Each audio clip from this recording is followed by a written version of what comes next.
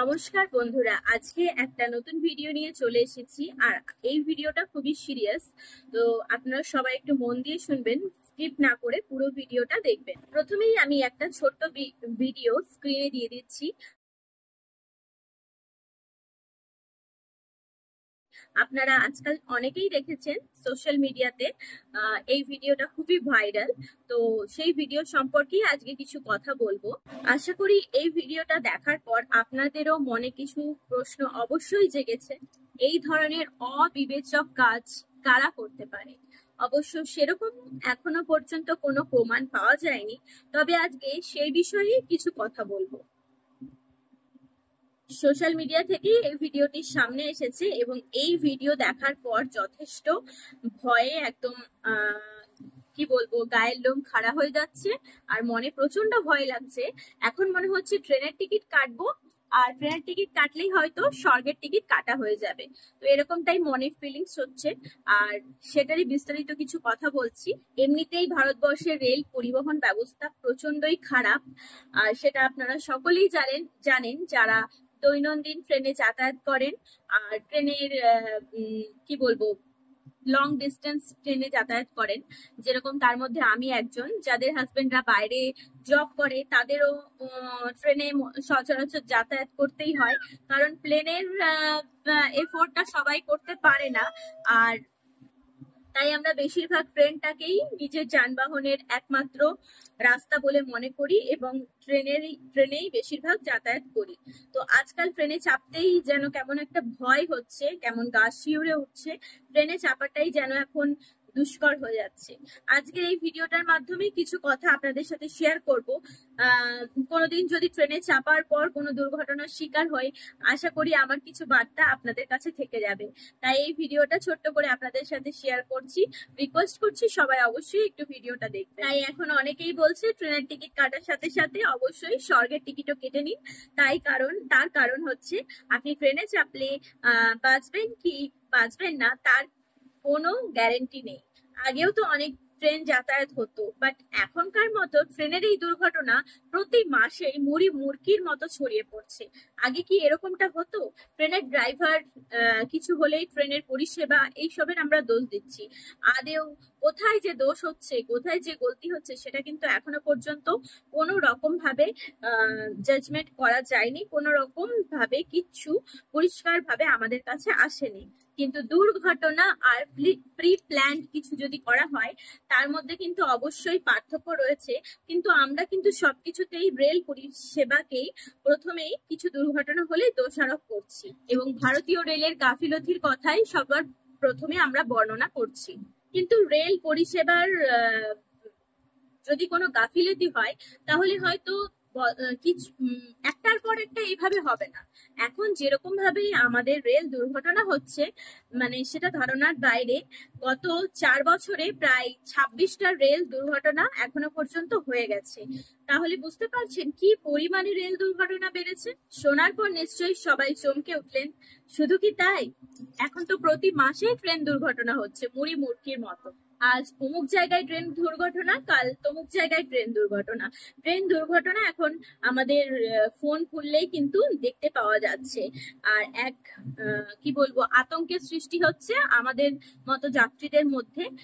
অবশ্যই সবার মধ্যেই একটা আতঙ্কের সৃষ্টি হচ্ছে, কারণ যারা ট্রেনে যাতায়াত করছে না তাদের কিন্তু কিছু প্রিয়জন হয়তো ট্রেনে যাতায়াত করছে, বা তার কোনো রিলেটিভ, বন্ধু বান্ধব, কেউ প্রিয়জন হয়তো ট্রেনে যাতায়াত করছে। তাই ট্রেন দুর্ঘটনা এখন আমাদের কাছে অত্যন্ত আতঙ্কজনক হয়ে উঠে দাঁড়িয়েছে। কিছুদিন আগেই করমণ্ডল এক্সপ্রেসের ট্রেন দুর্ঘটনা, গা শিউরে ওঠা মতো ট্রেন দুর্ঘটনা আমাদের চোখে পড়েছে এবং প্রচুর প্রচুর মানুষের মৃত্যু সেই জায়গায় আমরা দেখতে পেয়েছি। আর সেই দুর্ঘটনা আমাদের এখনো পর্যন্ত ভুলতে পারিনি। সেই দুর্ঘটনা এখন আমাদের স্মৃতিতে একদম গেঁথে আছে। তারপরেও পরপর ট্রেন দুর্ঘটনা আমরা দেখতেই পাচ্ছি। 2রা জুন এই করমণ্ডল এক্সপ্রেস দুর্ঘটনা যে হয়েছিল, সেখানে 296 জন মানুষের মৃতদেহ থরে থরে সাজিয়ে দেওয়া হয়েছিল শুধুমাত্র শনাক্তকরণ করার জন্য। তাহলে এই ঘটনার স্মৃতি আমরা এখনো ভুলতে পারিনি। স্মৃতি জীবনেও আমরা ভুলতে পারবো না এই ভয়ঙ্কর ট্রেন দুর্ঘটনা। গত বছর করমণ্ডল এক্সপ্রেস, এই বছর কাঞ্চনজঙ্ঘা এক্সপ্রেস, আর কিছুদিন আগেই ঘটে যাওয়া রাঙাপানি স্টেশনের দুর্ঘটনা, আবার 30শে জুলাই সেই দুর্ঘটনা। সবাই শুনেছেন 30শে জুলাই আবার একটা ট্রেন দুর্ঘটনা হয়েছে। প্রত্যেকটা ট্রেন দুর্ঘটনায় কিন্তু আমরা ট্রেনের পরিষেবার ওপর প্রথমেই দোষারোপ করে ফেলছি। আমরা সমগ্র দোষটাই দিয়ে ফেলছি রেল পরিষেবা এবং রেল কর্মরত স্টাফদের ওপর। কিন্তু আপনারা কখনো ভেবে দেখেছেন কি এই সোশ্যাল মিডিয়াতে যে ভিডিওটি ভাইরাল হয়েছে এর সত্যতা কিছুটা হলেও সত্য? তাহলে এই রেল দুর্ঘটনার জন্য এই রেলের ইন্টারলকে যদি এইভাবে পাথর ঢুকিয়ে রেখে দেওয়া হয়, রেলের লাইনের ওপর যদি পাথর রেখে দেওয়া হয়, তাহলে তো আমরা দুর্ঘটনার শিকার হবই। তাহলে এই মানুষের মানসিকতা কোথায় গিয়ে পৌঁছেছে? এইভাবে যদি রেল ইন্টারলকের মধ্যে পাথর ভরে দেওয়া হয়, তাহলে কিভাবে আমরা রেল দুর্ঘটনার হাত থেকে কিভাবে আমরা রেলকে রক্ষা করতে পারি বলুন? এমনিতেই হাজবেন্ড বাইরে থাকার জন্য অনেকেরই অনেক রকম টেনশন, আমাদের মতো মানুষের প্রচুর টেনশনের শিকার আমরা হই। তার তো কোনো তুলনাই হয় না, সেই সব টেনশনের কথা তো বাদই দিলাম। তারপর যারা ট্রেনে করে বহু দূর থেকে বাড়ি ফিরছে, শুধুমাত্র এই অযুক্তিকর এবং যৌক্তিক এরকম ধরনের ব্যবহার যেগুলো সাধারণ মানুষের মধ্যেই কিছু পরিমাণ মানুষ করছে, সেগুলির কি কোনো যুক্তিযুক্ত আছে? যার জন্য আমরা সবসময় চিন্তাই করে থাকি যে আমাদের প্রিয়জনটা কি আদেও সেফ ভাবে ঘরে ফিরছে, আদেও কি ট্রেনে চাপলে সেটা কি সুষ্ঠুভাবে বাড়ি ফিরবে। যতক্ষণ না বাড়িতে সে মানুষটি পৌঁছাচ্ছে ততক্ষণ আমরা চোখের পাতা কিন্তু এক করতে পারি না। সেই সব জিনিসগুলো আমরা নিজেদের মনের ভেতর, নিজেদের বুকের ভেতর চেপে রাখি। যতক্ষণ না সেই মানুষটি আমাদের চোখের সামনে আসে ততক্ষণ আমরা ভাবতে থাকি যে আর ঠাকুরকে ডাকতে থাকি। তাহলে আমরা পশ্চিমবঙ্গেও বা আমরা ইন্ডিয়ার কোন রেল পরিষেবার মধ্যে পড়েছি? আর শুধু রেল পরিষেবার কথা আমরা দোষ দিচ্ছি না, আমরা কোন জায়গায় বসবাস করছি, কোন মানুষের মানসিকতার মধ্যে আমরা বসবাস করছি। আর এই ভিডিওগুলো আসার পর থেকে তো আমাদের আরোই ঘুম উড়ে গেছে। দুর্ঘটনা কিন্তু আটকানো যায়, কিন্তু যেগুলো প্রি প্ল্যান্ড করে ঘটানো হচ্ছে সেগুলো কিন্তু আটকানো সম্ভব নয়। তাই ভারতীয় রেল পরিষেবাকে অবশ্যই সচেতন হতে হবে, কিন্তু সব থেকে বেশি সচেতন হতে হবে দেশবাসীকে, যারা এই কুরুচিকর ব্যবহারগুলো করছে। অবশ্যই দেশবাসীর ওপর তাদের ভালোবাসা আর তাদের সহানুভূতিশীলতা দেখাতে হবে, যে যারা এই জিনিসগুলো এইভাবে যদি দেশে থেকে যদি দেশের অপকার করেন শুধুমাত্র সরকারকে দোষী সাব্যস্ত করার জন্য, তাহলে কিন্তু এই দুর্ঘটনার কবল থেকে কেউ রক্ষা পেতে পারে না। আমরা রেলকেও এই দুর্ঘটনার পক্ষ থেকে বাঁচাতে পারবো না। যদি এই অন্যায় কুরুচিকর এই রকম ব্যবহার করতে থাকেন আর রেলের ইন্টারলকের মধ্যে পাথর ঢুকিয়ে রাখেন, রেলের পাটিতে পাথর দিয়ে সাজিয়ে রাখেন, তাহলে কিন্তু এই কুরুচিকর মানসিকতা যদি কেউ শিকার হন বা এরকম ধরনের জিনিসগুলো করতে থাকেন, তাহলে কিন্তু রেল দুর্ঘটনার হাত থেকে আমরা কেউ রক্ষা কোনোদিনই পাবো না। যারা এই রেল লাইনের মধ্যে পাথর দিচ্ছেন, যারা ইন্টারলকের মধ্যে পাথর ভরে রাখছেন, যারা এই ধরনের কুরুচিকর মন্তব্য স্বীকার করছেন বা এই ধরনের কুরুচিকর কাজকর্মগুলো করছেন, তারা কি একবারও ভেবে দেখেছেন তাদের জন্য যে কোটি কোটি মানুষের প্রাণ যাচ্ছে, তাদেরও কোনো প্রিয়জন কোনোদিন যদি এই রেল দুর্ঘটনার শিকার হয়, তাহলে কি হবে? তাহলে তো আপনাদেরও নিজেদেরই কারো প্রাণ যাবে। আর এই রেল দুর্ঘটনা যে এই ধরনের জিনিসগুলো হচ্ছে, হয়তো এই ভিডিও দেখে তাদের কোনো কিছুই গায়ে লাগবে না, তাদের এই সব ব্যাপারে কোনো রকম মন্তব্য বা কোনো রকম বিহেভিয়ারে কোনো রকম চেঞ্জেস আসবে না। তারা ভাববে এই সব ফালতু জ্ঞান হয়তো তারা একদমই নিতে চায় না, তারা নেবেই বা কেন? তারা যদি অ্যাকচুয়াল কোনো জ্ঞানী মানুষ হতো, তাহলে তারা এই ধরনের কুরুচিকর কাজ অবশ্যই করতো না, তারা এই ধরনের দেশ বিরোধী অন্যায় কাজ অবশ্যই করতো না। তারা দেশ বিরোধী, তাই তারা এই ধরনের অন্যায় কুরুচিকর কাজগুলো করে যাচ্ছে।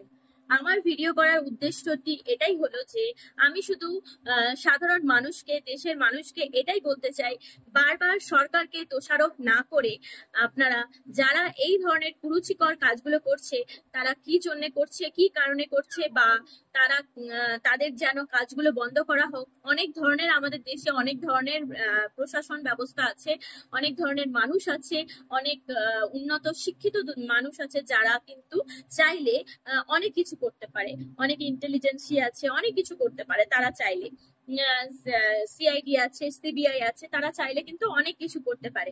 তো আমার কাছে দেশের মানুষের কাছে এটাই অনুরোধ যে এই ধরনের যখন দুর্ঘটনা হচ্ছে আমরা সরাসরি রেলকে দোষারোপ করছি, রেলের কর্মীদের দোষারোপ করছি। এরকমও দেখা গেছে অনেক রেলের কর্মীরও জীবন গেছে, তাদেরও তো পরিবার আছে, তাদেরও তো জীবন আছে, তারাও তো চাকরি করতে এখানে এসেছে। তো আমি এটাই আশা করব এবং এটাই আমি দেশবাসীর কাছে এটাই আশা আশা করব এবং এটাই চাইবো যেন রেলকে দোষারোপ না করে যারা এই ধরনের কুরুচিকর কাজগুলো করছে, অন্যায় কাজগুলো করছে, সেদিকে অবশ্যই লক্ষ্য রাখা দরকার। আমার মনে হয় যারা 100% 100% দোষ দিচ্ছে সরকারের ওপর, তারা কিন্তু 100% সরকারের ওপর দোষ দেওয়া উচিত নয়। সরকারের দোষ কিন্তু 100% নয়, তার মধ্যে 50% দোষ কিন্তু আমাদের যারা এই ধরনের কুরুচিকর অন্যায় কাজগুলো করছে, রেলের মধ্যে পাথর ঢুকিয়ে দিচ্ছে, রেলের পাটিতে পাথর ঢুকিয়ে দিচ্ছে, রেলের ইন্টারলকে পাথর ঢুকিয়ে দিচ্ছে, এই ধরনের কুরুচিকর কাজগুলো, অন্যায় কাজগুলো যারা করছে। এই ধরনের দুর্ঘটনাগুলো ঘটানোই হচ্ছে ভারতীয় রেল দুর্ঘটনাকে দোষী করার জন্য এবং সরকারকে দোষী সাব্যস্ত করার জন্য। হ্যাঁ, আমরা অনেকেই জানি ভারতীয় রেল পরিষেবা খুব একটা উন্নত নয়, অনেক কিছু ভুল ত্রুটি তাদেরও আছে। তা বলে ভারতীয় রেল পরিষেবা এতটাও অনুন্নত নয় যে যাত্রীদের কথা তারা চিন্তা করবে না, যাত্রীদের কথা কিন্তু তারাও চিন্তা করে। এবং আমি সবার কাছে এটাই বলবো, প্রত্যেকটা বছর যেভাবে রেল দুর্ঘটনা হয়ে চলেছে তা যাতে না হয় সেই জন্য প্রার্থনা করুন। এবং আমি অবশ্যই তাদেরকেও বলবো যারা যারা মাস্টার মাইন্ড, যারা এই রেল দুর্ঘটনার পিছনে বড়ভাবে জড়িত আছে, তাদেরকে অবশ্যই বলবো যে এই ধরনের কুরুচিকর ক্ষতিকারক কাজগুলো অবশ্যই করবে না, শুধুমাত্র সরকারকে দোষী সাব্যস্ত করার জন্য, রেল পরিষেবাকে দোষী সাব্যস্ত করার জন্য। কোটি কোটি মানুষের যাদের কোনো কোনো অন্যায় নেই, যাদের কোনো যে ছোট ছোট শিশুগুলো প্রাণ হারিয়েছে, যাদের কোনো অন্যায় নেই, যাদের এর মধ্যে কোনো লেনাদেনাই নেই, তাদের তাদের জীবনগুলো শুধু শুধু প্রাণগুলো হারিয়েছে। সেই ছোট ছোট শিশু, ছোট ছোট বয়স্ক মানুষ যারা হয়তো কারো বাবা, কারো মা, তারা কাজের থেকে বাড়িতে ফিরছেন, কেউ হয়তো বাড়ির থেকে কাজে যাচ্ছেন, তাদেরকে কাউকে মা হারা করবেন না, বাবা হারা করবেন না, পিতা হারা করবেন না, মা হারা করবেন না। অবশ্যই সেই দিকটা অবশ্যই আমি প্রার্থনা করব যেন এবং প্রে করব এবং তাদের কাছে আর্জি জানাবো এই ধরনের ক্ষতিকারক কাজগুলো অবশ্যই করবেন না। এবং সরকারের কাছেও এটাই আর্জি জানাবো, অবশ্যই আরো আমাদেরকে সচেতন হতে হবে এই রেল দুর্ঘটনাগুলো যাতে না হয়। এবং এই রেল দুর্ঘটনাগুলো কারা এই রেল দুর্ঘটনায় আহত হয় জানেন, কারা শিকার হয় জানেন? আমাদের মতো মধ্যবিত্ত এবং খুবই নিম্ন মধ্যবিত্ত মানুষগুলো, যারা দৈনন্দিন জীবনযাপন এবং কাজের জন্য বাইরে যেতে হয় পরিবার ছেড়ে, এবং সেখানে দিনের পর দিন থাকতে হয়, এবং কিছুদিনের জন্য হয়তো বাড়ি আসে বা বাড়ি থেকে কাজে যায়, তখনই রেল দুর্ঘটনার শিকার হয়। খুব বেশিরভাগ মানে হাই প্রোফাইল মানুষ কিন্তু এই রেল দুর্ঘটনার শিকার হয় না। হয়তো কাজে গেছে, হয়তো ডাক্তার দেখাতে গেছে, না হয়তো কাজে যাচ্ছেন বা হয়তো বাড়ি ফিরছেন। বড় লোকরা কিন্তু ট্রেনে খুব একটা বেশি যাতায়াত করে না, বেশিরভাগটাই প্লেনে প্রেফার করেন। তাই এইভাবে লাখো লাখো মানুষের ক্ষতি না হয়ে আমাদের আটকানো উচিত এবং দেখা উচিত এই রেল দুর্ঘটনাগুলো কেন হচ্ছে, কিভাবে হচ্ছে এবং কিভাবে এগুলোকে আটকানো যায়। তাতে আমাদের সাধারণ মানুষের জীবনগুলো বেঁচে যাবে এবং তারা সুষ্ঠুভাবে রেলে যাতায়াত করতে পারবে। তারা যেন প্রাণ খুলে ট্রেনে চাপতে পারে, হাসতে হাসতে ট্রেনে চাপতে পারে, এবং তাদের জন্য এই ভয়টা না হয় যে তারা ট্রেনে চাপছে না স্বর্গে যাওয়ার রাস্তা ঠিক করছে, না নরকে যাওয়ার রাস্তা ঠিক করছে, না কোথায় যাচ্ছি। তো যাই হোক, ভিডিওটা যদি ভালো লেগে থাকে অবশ্যই শেয়ার করবেন। আর এই ভিডিওটা এখানেই শেষ করছি। অবশ্যই আমরা প্রে করব সবার জন্য, আর অবশ্যই প্রে করব যেন এরকম রেল দুর্ঘটনার শিকার আর না হয়। আর সবাইকে সচেতন থাকতে বলবো, আর প্রশাসনকেও সচেতন থাকতে বলবো, এবং রেল পরিষেবাকেও সচেতন থাকতে বলবো। আর যারা এই ধরনের কুরুচিকর অন্যায় কাজগুলো করছেন তাদের কাছে আর্জি জানাবো, আপনারা এইরকম কাজগুলো করবেন না। এতে অনেক সাধারণ মানুষের প্রাণটা চলে যাচ্ছে। বড় লোকরা কিন্তু প্লেনে যাতায়াত করে, তাদের কিন্তু কোনো রকম অসুবিধা হচ্ছে না। না, বেশিরভাগটাই 100%-এর মধ্যে 99% সাধারণ মানুষের প্রাণ যাচ্ছে। তো ভিডিওটা এখানেই শেষ করছি, দেখা হচ্ছে আরো একটা নতুন ভিডিও নিয়ে, কোনো একটা নতুন ভিডিও নিয়ে। তো ভিডিওটা এখানেই শেষ করছি, সবাই ভালো থাকবেন, সুস্থ থাকবেন, বাই বাই।